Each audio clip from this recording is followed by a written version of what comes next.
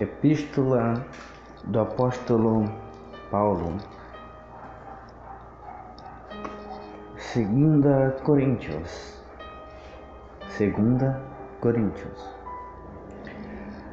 capítulo 3, no versículo 12.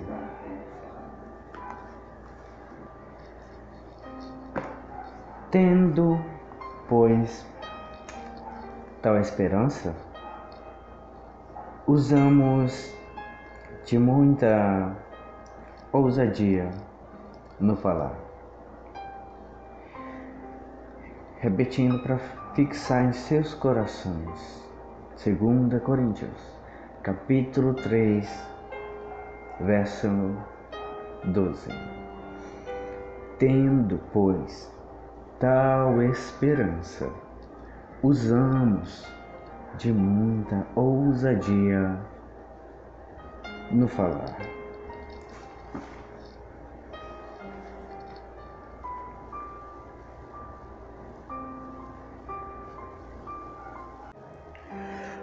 Paulo, judeu, era fariseu de fariseus.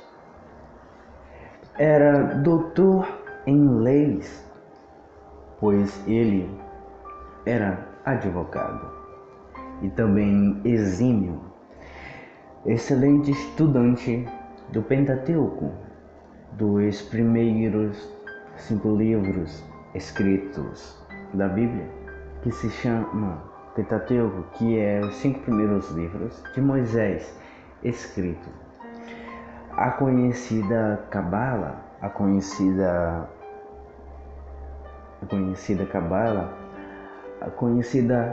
Torá, que é o livro que os judeus seguem, que a sua fé, os seus costumes, a sua religião é baseada nesses primeiros livros que se denomina o Antigo Testamento, o Antigo Pacto, o tempo da lei. Pois Paulo era perseguidor do cristianismo, pois ele tinha zelo por defender aquilo que ele acreditava. Ele tinha zelo em defender as escrituras com base no conhecimento somente superficial que ele tinha, pois ele não acreditava que Jesus era o Messias prometido que viria pelos profetas.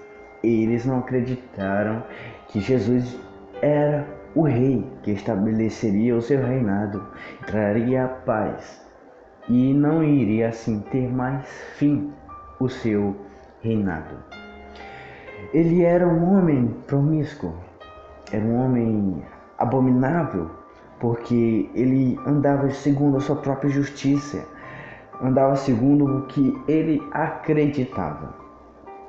E a sua crença, o seu modo de viver, a sua cultura, a sua fé estava sendo professada por ele, mas era enganosamente. Ele fala aqui, dizendo, no versículo 13, ele diz: e não somos como Moisés, que punha um véu sobre sua face, para que os filhos de Israel não olhassem firmemente para o fim daquilo que era transitório. Moisés, amados irmãos, foi posto como príncipe e libertador do povo hebreu, que no passado era escravo dos egípcios, e por tantos maltratos, por tantos judeus, Deus ouviu seu clamor dos céus e teve misericórdia dele. Então resolveu libertar aquele povo por mãos de Moisés. Então Moisés, depois que subiu pela segunda vez ao Monte Sinai, e jejuando 40 dias e mais 40 noites, um total de 80 dias, sem se alimentar de pão e nem se saciar de água. Ele já passou a ter o seu rosto transfigurado, já passou a ter o seu rosto transformado de uma matéria corruptível, de células, de carne, de pó, para algo que era glorioso, algo que era transcendente, algo que vai além da imaginação e dos pensamentos do ser humano. Então ele colocava a Moisés um véu sobre o seu rosto. Para quê? Para que os filhos de Israel, para que o povo que ele estava liderando, não olhasse para aquela sua glória e admirasse porque era excelente. Porque ele botou esse véu para cobrir aquela glória? Porque aquela glória era passageira. Sim, era radiante, era excelsa, era resplandecente, mas ela era passageira. Então não somos como Moisés, que tinha uma glória sobre seu rosto passageira, e que por isso temos que colocar um véu sobre nossos rostos, para que essa glória não seja manifesta aos homens dessa terra. Pelo contrário, disse Jesus que nós somos a luz desse mundo, e não se devemos esconder a luz desse mundo embaixo de um cesto, mas antes deve ser colocada no velador, para que alumie a todos dentro da casa. Jesus era a luz do mundo, e assim, através de sua morte, ele nos fez ministros dele aqui nessa terra, embaixadores, verdadeiros representantes de Deus, de Cristo Jesus na terra. Então, não devemos nos dar a nossos pecados, a nossas vaidades, a seguir o rumo desse mundo, a adentrar-se as portas do pecado. Não devemos andar segundo o curso das potestades do ar. Não devemos andar segundo o curso desse mundo. Pelo contrário, se os ímpios andam no caminho que é espaçoso, de porta larga, nós devemos andar na contramão da vida, vindo de lá para cá, se desviando sempre da aparência do mal, se desviando de nossos pecados, se desviando de nossas concupiscências, se desviando de nossos prazeres. Para que isso? Para que nós nos tornemos homens e mulheres perfeitos, irrepreensíveis, homens santos, homens justos, homens fiéis, que entregaram toda a sua alma, todo o seu entendimento, que entregaram todas as suas forças e seu coração somente em sacrifício a Deus. Tudo voltado para Deus, tudo voltado para a glória de Deus, tudo para magnificar e para exaltar o nome de Deus aqui nessa terra. Então não devemos fazer nossas vontades, antes devemos pegar a nossa cruz, colocar nossas costas e caminhar, renunciarmos a nós mesmos, às nossas vaidades, às nossas concupiscências do sério, devemos negar toda a nossa vontade, para que a glória de Deus seja manifesta em nós, para que assim se cumpra a palavra que Jesus disse, para que nós sejamos santos e o nome de Deus seja glorificado através de nossas obras, e também não somente através de nossas obras, mas através do nosso caráter, através de nossos feitos, através de nossas palavras, através de nosso testemunho. Pois bem, Paulo era um homem perseguidor do cristianismo, perseguidor daquela religião que estava acabando de nascer, que professava a fé em Jesus Cristo, que tinha Jesus como Senhor, que somente a Ele se prostrava, somente a Ele exaltava, somente a Ele e seu Pai adoravam, e se negavam a praticar as práticas judaizantes, se negavam a obedecer o Antigo Testamento, porque foi manifesta a glória de Deus no Antigo Testamento na face de Moisés, porque na face de Moisés era somente passageira, era algo que brilhava por um pouco de tempo, mas logo se perderia. é como a erva do campo, que ela brota, ela cresce, ela flora, multiplica-se, mas quando o sol vem, ela é queimada e logo é arrancada e não se acha mais o seu lugar. Foi assim no tempo da lei, pois a glória estava no rosto de Moisés, que Paulo se refere aqui em 2 Coríntios capítulo 3, é a lei. O tempo da lei era passageiro, a glória que resplandecia no rosto de Moisés era passageira.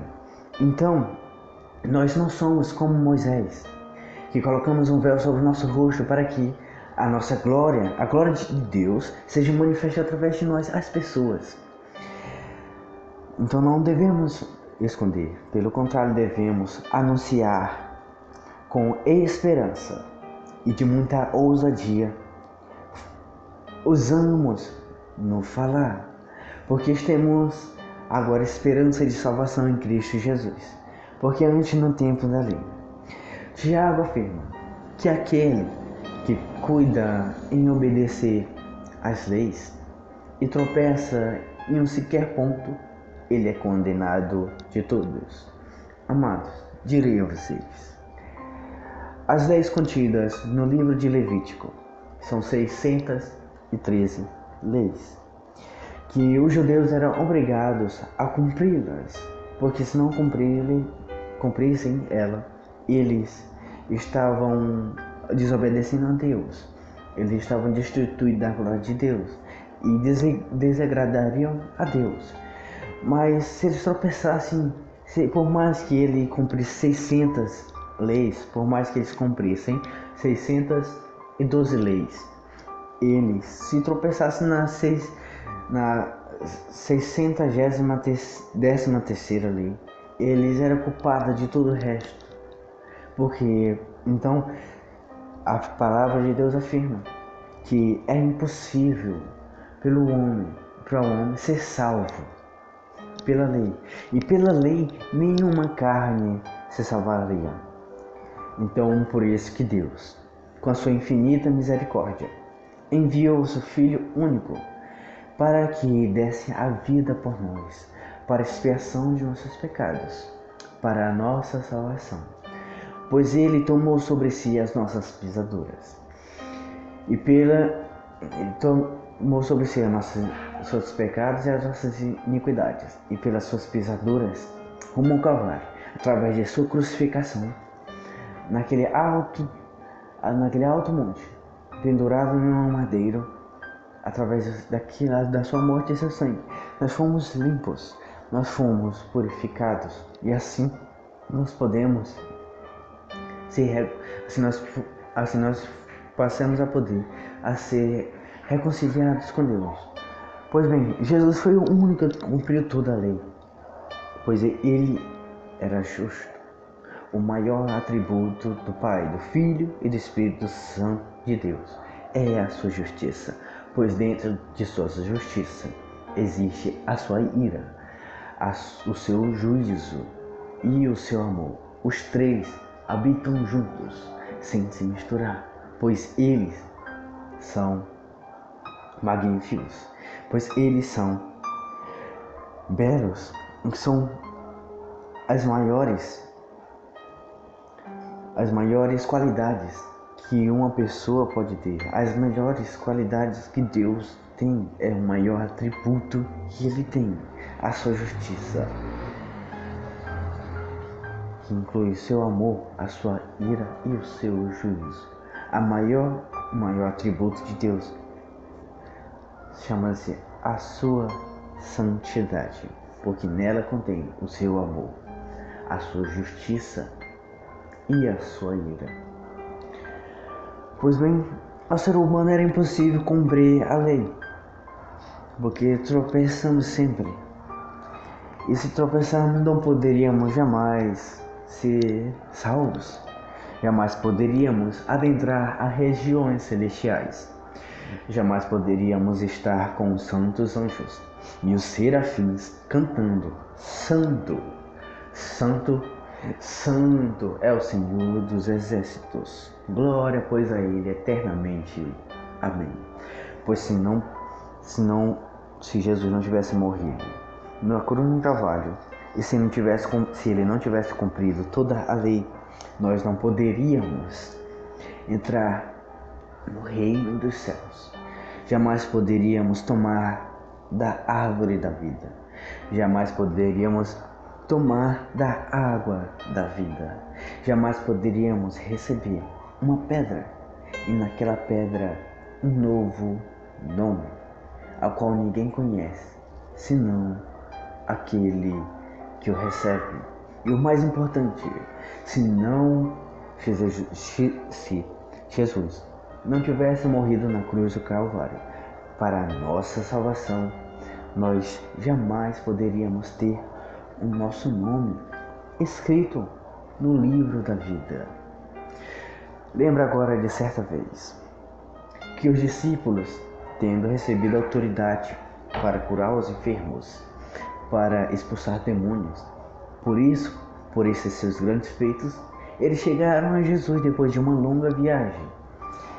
Chegaram a Jesus dizendo: Ei, Jesus, os demônios são submetidos a nós curamos várias enfermidades. Então Jesus, vendo a sua exaltação, vendo a exaltação dos seus discípulos, a grande felicidade, disse: Ei, não se alegre porque vocês curaram, não se alegre porque os demônios são submissos a vocês, mas se alegrem porque o nome de vocês está escrito no livro da vida. Amados, por que Jesus disse isso? Ele disse isso porque não há ouro na face dessa terra que pode comprar a salvação. Não há prostituição em abundância que muitos estão adentrando nesse pecado, estão se satisfazendo, mas não há prostituição que compre a salvação. Não há obras o suficientes nesse mundo que poderiam comprar a salvação, porque vocês mesmos poderiam comprar roupas, comprar alimentos, comprar tudo que os pobres necessitam, entregá-los de bom coração, saindo satisfazendo a necessidade de muito, alegrando aquelas pobres viúvas que às vezes não têm o que comer, que às vezes não têm onde dormir, satisfazendo sua necessidade, entregando cama, cobertores quentinhos para a sua bela noite de sono, numa noite fria, assim satisfazendo a necessidade do seu corpo que tem de calor. Vocês poderiam fazer maravilhas nesse mundo. Vocês poderiam chegar aos cemitérios dessa terra e dizer: levantai-vos de suas covas e vivam. Vocês poderiam dar vida através do poder de Deus a 100 mortos, a 1 milhão de mortos, a 1 bilhão de mortos. Vocês poderiam ressuscitar desde aqueles que morreram da Arca de Noé até os dias de hoje. Mas Jesus diz para não nos alegrarmos com isso, porque nada disso compra a nossa salvação. Nada disso dá direito a cada um de nós a ter o nosso nome escrito no livro da vida. Pois a alma do ser humano, ela vale mais que todo o dinheiro terreno. A alma do ser humano vale mais do que toda a riqueza dessa terra. A sua alma, irmão. Você pode ser simples, você pode ser humilde, você às vezes não pode ter o que vestir, às vezes você não pode não ter o que comer, não ter como estudar, às vezes você pode não ser inteligente, você pode não poder fazer cursos vestibulares, você pode não ser advogado, você não pode ser o presidente da república, você pode não ser o Barack Obama, o Donald Trump. Você pode não ser reis e rainhas dessa terra, mas vocês valem mais do que todo esse status, todas essas patentes. Vocês valem mais do que vocês valem mais do que toda instituição da face dessa terra. Você vale mais, até o menor que está aqui, até o menor, a Manuela do Ilves, ela vale mais do que a Petrobras, ela vale mais do que todo diamante dessa terra, ela vale mais do que o Banco do Brasil, ela vale mais que as galáxias, ela vale mais que a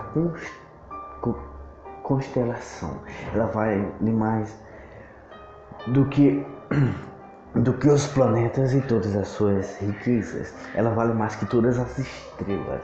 Ela vale mais até mesmo. Ela vale mais de toda, ela vale mais do que toda a glória dessa terra. Ela e todos vocês que estão aqui me ouvindo e todos os demais que estão andando pelo mundo aí afora, que às vezes não conhece a Cristo Jesus, que às vezes não conhece o imenso, o extraordinário amor de Deus pela raça humana, porque Ele amou o ser humano de tal maneira que entregou o seu Filho único, para que todo aquele que nele crê, para que todo aquele que professar a fé em Cristo Jesus, para aquele que se regozijar nas palavras das Santas Escrituras, para aqueles que têm ânimos, têm ânsias de ouvir as pregações, para aqueles que têm desejo extraordinário de vir às escolas bíblicas, para aprender mais da palavra de Deus, para ter conhecimento desse imenso trabalhar de Deus, esse imenso, esse magnífico amor de Deus. Então Ele entregou seu Filho único, para que todo aquele que nele crê não pereça, para que todo aquele que nele crê não morra e vá para o Hades, vá para o lago de fogo depois do juízo final. Ele entregou seu Filho único para que todo aquele que nele crê não pereça, não seja lançado ao Sheol e lá dispersada a ira de Deus sobre o pecado daqueles que morreram sem professar Cristo Jesus. Então Deus entregou o seu Filho único para que todo aquele que nele crê não pereça, mas tenha a vida eterna, tenha o direito de ser chamado Filho de Deus. Deus entregou seu Filho amado para que vocês tenham direito a adentrar pelas portas dos céus, adentrar pelas portas da glória de Deus, adentrar pelas portas de ouro, e os seus santos anjos dizendo: vai, amado, receba o que tem prometido a ti. Vai ao encontro de seu Pai. Vai ao encontro do teu querido, teu amado Jesus. Deus entregou seu Filho único para que todo aquele que nele crê não pereça, mas tenha vida eterna, tenha o direito de salvação, tenha o direito de tomar das águas da vida, tenha o direito de tomar do fruto da árvore da vida, tenha o direito mais excelente de ter o seu nome escrito no livro da vida. Pois Jesus disse a seus discípulos: não se alegrai-vos, porque os demônios submetem a vocês. Não se alegrai-vos, porque vocês ressuscitam mortos, curam enfermos. Não se alegrai-vos, porque vocês devolvem pelo poder de Deus a visão aos cegos. Não se alegrai-vos, porque vocês curam o câncer pelo poder de Deus. Não se alegrai-vos, porque vocês fazem prodígios, maravilhas, coisas que vão além da compreensão do ser humano, além da razão, coisas extraordinárias que somente Deus fazia. Mas eles concedem a vocês o poder para que vocês façam obras obras maiores que Ele já fez, porque Ele disse: se minhas palavras estiverem em vocês e vocês as obedecerem, vocês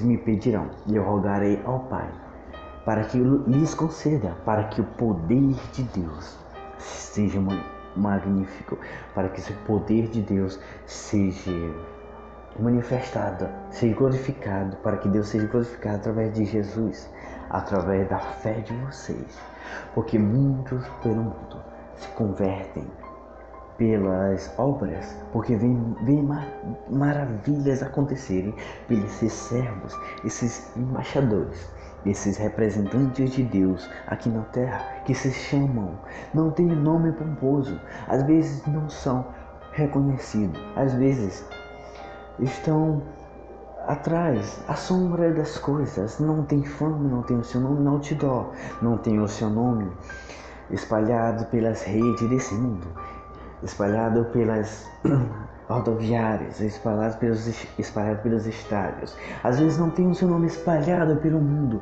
mas são esses que são grandes diante de Deus. Por muitos estão por aí, estão numa vitrine, fazendo maravilhas, pregando o evangelho, mas às vezes muitos deles estão corrompidos. Então Deus não dá valor a esses joios, a esses faraós da vida, a esses edomitas, a esses Esaús. Às vezes Deus não glorifica a esses bodes que se dizem ser ovelhas, mas Deus honra esses pequeninos que não têm fama, esses guerreiros anônimos, esses heróis anônimos que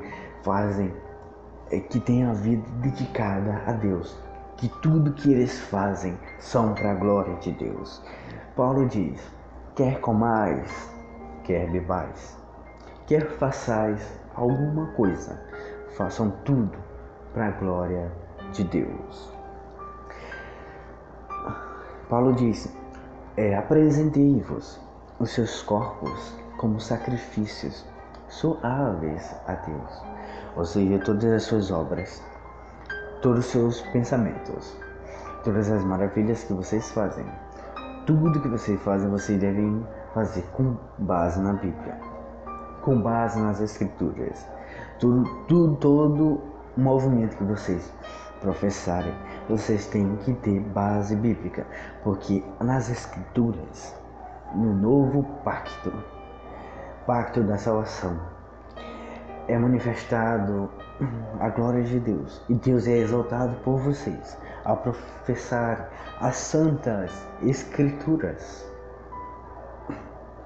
Então, amados, quer façais alguma coisa, façais para glorificar Deus, não para desonrá-lo.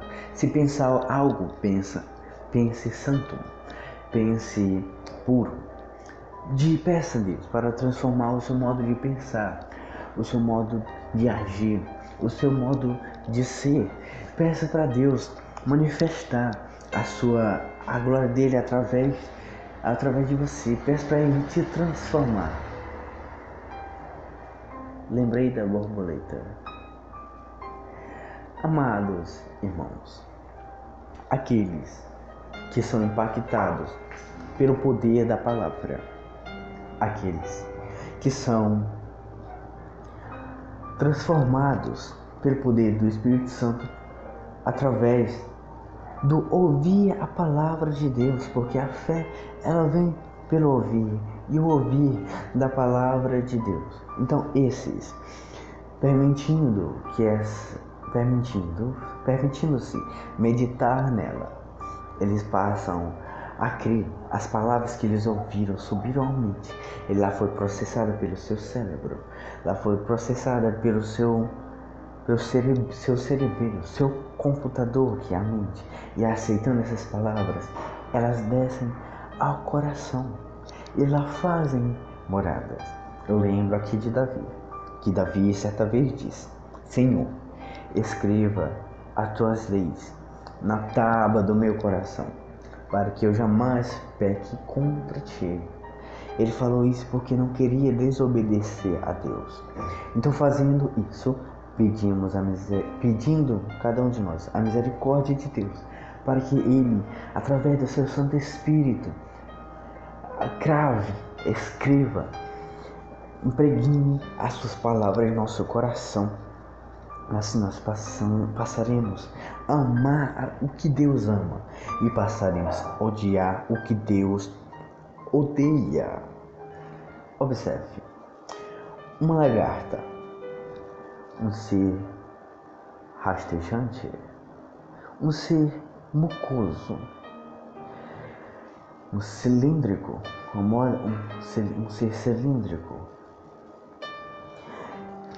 Ele anda por vários lugares. A sua alimentação, observe bem, que sua alimentação é a base de folhas, é a base de caules de pequenas folhas, de pequenas plantas. Certa vez, por mais que elas se alimentem, elas passam a um estado de hibernação, pois elas tecem teias ao seu redor e faz um casulo. E nesse casulo, ela passa várias e várias semanas, e lá dentro ela é transformada. Lá dentro ela passa de uma forma para outra. Então, quando se abre esse casulo, aparece um ser extraordinário, um ser que abandonou a sua forma cilíndrica, um ser que agora não se arrasta mais, mas que agora passou a ter asas, e com essas asas ela voa e voa nas asas de um novo tempo. Então observe que um ser cilíndrico passou agora a mudar a sua forma, a sua estrutura molecular, o seu modo de ser, a sua essência. Ela foi alterada, transformou, foi extraordinariamente mudada de forma por esse pequeno tempo que ela ficou dentro do casulo. Então, passou a criar asas, criar uma tromba espiral grande, criar pernas longas para uma melhor locomoção, porque antes era rastejando, em passos suaves, lentos, agora já podem andar mais depressa. Quão formosos são os pés daqueles que anunciam as boas novas. Pois observe, a lagarta é o ser humano que anda segundo o curso desse mundo, a vontade desse mundo, que anda segundo o seu desejo, fazendo o que bem entender. Andam nas sensualidades dessa terra, através de suas roupas, através de suas vaidades. Andam segundo os vícios desse mundo, caminhos tortuosos. Andam pelos cigarros, andam pelos álcools dessa vida. São dados a vinhos, são dados a mentira, são dados a abominações, são dados a intrigas, são dados a pelejas, são dados a homicídios, são dados a traições, são dados a adultérios. Pois bem, são passos curtos, embaraçados, porque não tem firmeza no seu andar como uma borboleta, não tem destreza em andar, uma facilidade de andar como as borboletas. Pois bem, mas por tanto se alimentar, observe bem, amado, portanto, a lagarta se alimentar, ela desce sobre si uma teia e forma um casulo, e lá fica determinado tempo. Observe que a alimentação, observe que a então ficam lá determinado tempo. E quando sai uma nova criatura. Pois observe que a alimentação, que observe que eu tiro um ensinamento da alimentação da lagarta. A lagarta, como sabe, a lagarta são os pecadores que andam segundo as suas vontades, mas por muito eles ouvirem da palavra de Deus, por muito deles ouvirem louvores que exaltam a santidade de Deus, que exaltam a pessoa de Deus. Eles são tocados por aqueles louvores, não somente em suas emoções, não somente seu entendimento, não somente em seu coração, mas é tocado na divisa da alma e do espírito. E através de ministrações de pregadores, de pastores, apóstolos, às vezes não precisam ter um status tão alto, mas apenas um sincero, um simples, que maneja um pouco da palavra da verdade. Essa palavra adentra, não em seus ouvidos, mas essa palavra vem na sua frente como uma espada de dois gumes e adentra não a sua carne, mas adentra entre a divisão das medulas, entre a divisão das células, entre a divisão das colunas, entre a divisão da alma e do espírito. E lá discerne a intenção dos corações. Lá eles são transformados, lá eles são moldados conforme a vontade de Deus. Lá eles são modelados pelas mãos do Altíssimo, que a quebranta através dessas palavras, e pelas mãos do Espírito Santo vai moldando conforme a sua vontade, vai fazendo ele. Isso é o estado do casulo onde se encontra a lagarta, onde se encontra o cristão. Quanto mais ele ouve a palavra de Deus, ele é moldado. Ele passa um determinado tempo meditando, entendendo o trabalhar de Deus, entendendo a vontade de Deus. E assim ele passa a compreender a magnificência, a beleza do Evangelho. Então Deus o transforma, vai modelando conforme a sua vontade. Deus a quebranta, deixa só o pó, o vaso que era dado para vaso de desonra, agora é moldado. Deus pega os seus utensílios, as mangas, arregaça as mangas do Espírito. Então, pelo poder do Espírito Santo, através da palavra, que é a sua ferramenta de trabalho, ele vai modelando, vai dando forma, vai crescendo, vai deixando conforme a sua vontade, para que assim não seja mais um vaso de desonra, mas que assim seja um vaso de honra. Então, passado o tempo de ouvir, passado o tempo dessa criatura que andava se rastejando segundo as suas vontades, era humilhada pelos pecados dessa terra. Passado esse tempo, passou-se a ouvir o Evangelho. Então Deus a transformou, e aqui está nas mãos. Depois do tempo que entrou no casulo, depois do tempo que entrou na meditação e no entender da palavra, passou a ser um vaso para a honra, passou a ser um vaso não para a desonra do seu Evangelho, não para a desonra de sua família, não para a desonra de ser lançado, destituído da glória de Deus e lançado no lago de fogo no dia do juízo final, mas agora passou a ser um vaso para ser glorificado entre as homens, para o poder de Deus ser manifesto através desse vaso, através desse homem, através dessa mulher, através desse jovem, através dessa moça.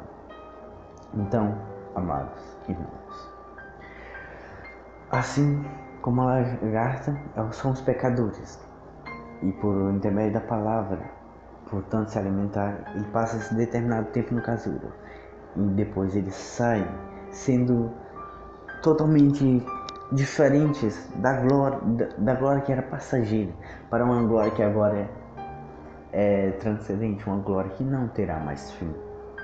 Então já passam a ser transformados, a transformar o seu modo de trabalhar, o seu modo de pensar, os seus feitos é transformado. O seu testemunho na sociedade, ele é transfigurado. Ninguém mais conhece, ninguém imaginava que ia ser uma pessoa totalmente transformada, uma pessoa totalmente mudado do que ele era, porque muitos às vezes estão nos homicídios. Muitos estão na loucura das favelas, matando a muitos, estão traficando órgãos, estão assaltando bancos e pelo intermédio, então pelo ouvir da palavra e pelo intermédio do poder do Espírito Santo de Deus, essas pessoas são mudadas. Então passam a ser transformadas literalmente. E já não é mais uma criatura, não é mais aquela criatura passada. Pois Paulo, sabendo dessas coisas, ele ousa dizer que aqueles que estão em Cristo Jesus, nova criatura é. As velhas coisas, a sua prostituição, suas relações antes do casamento, suas relações passaram, as mentiras, passaram, os roubos, passaram, as vaidades, a sensualidade, a abominação, passaram, tudo passou, e eis que tudo se fez novo. Observe o imenso amor de Deus de cada um de nós, entregando seu Filho para expiação dos pecados, para morrer em nosso lugar na cruz do Calvário, tomando sobre si nossos pecados.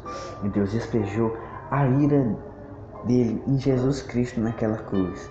Então foi satisfeita a ira de Deus, foi acalmada, foi aplacada. Então ele morrendo, ressuscitando ao terceiro dia, o véu foi rasgado. Então agora nós passamos de criaturas que eles creem em Cristo Jesus para agora filhos de Deus. Nós não devemos mais aos sacerdotes pedir que façam sacrifício a nós para que nós sejamos perdoados. Não precisamos ir aonde os sacerdotes para eles fazerem orações por nós, para Deus ter misericórdia e nos perdoar. Agora o véu foi rasgado. Nós demos um pulo extraordinário. Nós saímos do átrio, nós passamos pelo alpendre, nós chegamos no lugar santo e adentremos o santíssimo lugar. Nós adentremos o santo dos santos. Então nós contemplamos aquilo que é perfeito, aquilo que é glorioso, aquilo que é magnífico, a santidade e a pessoa de Deus. Podemos falar com Ele de pessoa para pessoa, de pai para filho e de filho para pai, entende? Então compreende vocês a crucificação de Jesus, porque Jesus morreu.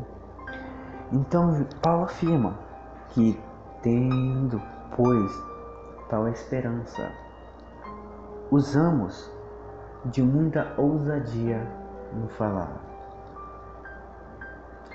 Por quê? Porque não somos como Moisés, que trazia sobre si uma glória passageira, mas agora nós trazemos uma glória que durará para todo sempre, uma luz que é dada por Deus. E essa luz, ele amado, essa luz não deve ser escondida. Essa luz não deve ser trancada no seu quarto, somente na sua sala de aula, escondida de todos. Não, essa luz você tem que sair da sua sala nos horários convenientes. Você deve extravagar essa luz pelos corredores, pela diretoria. Você deve entrar sua luz nos refeitórios, nos auditórios, no pátio, até na quadra da igreja. Manifestar a luz de Deus que está em vocês. Não coloque um véu sobre o seu rosto. Não coloque o pecado sobre a sua carne, sobre o seu ser. Não adentre as mentiras, tudo que esse mundo oferece, porque isso é passageiro. Mas, pois bem, vocês devem manifestar a glória de Deus. Você deve usar de muita ousadia no falar. Você deve fazer o poder de Deus. Você deve fazer o evangelho se expandir na sua sala de aula. Pregue com ousadia, pregue com ânimo, porque vocês Tem o direito agora de ter o nome de vocês escrito no livro da vida. Porque se Jesus não morresse na cruz do Calvário, por amor de nós não poderíamos adentrar o reino de Deus. Nós seríamos lançados no lago de fogo. E lá nós passaríamos a ranger o dente de desespero.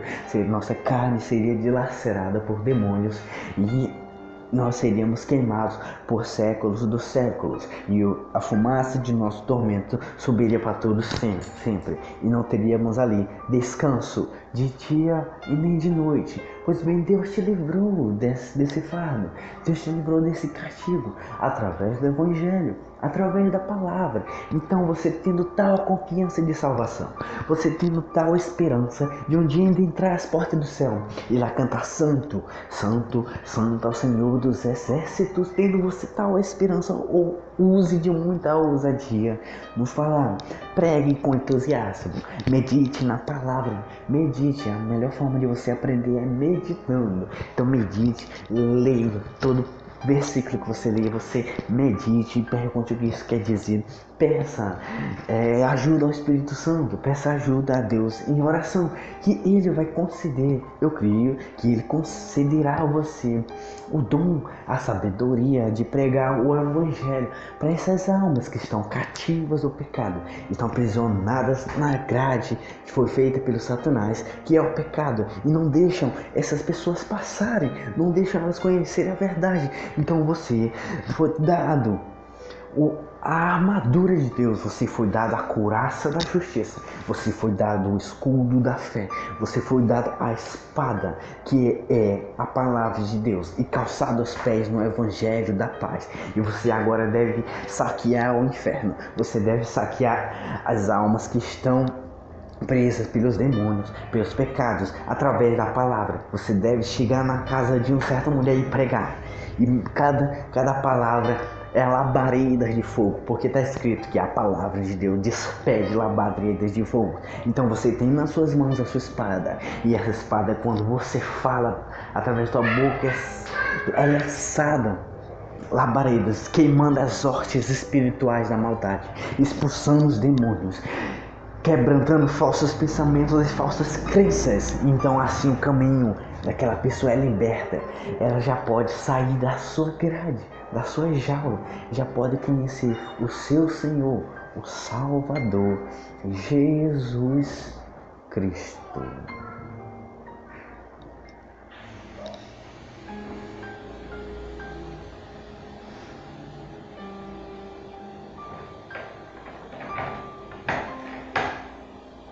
Usemos de muita ousadia no falar, porque temos tal esperança de salvação em Cristo Jesus.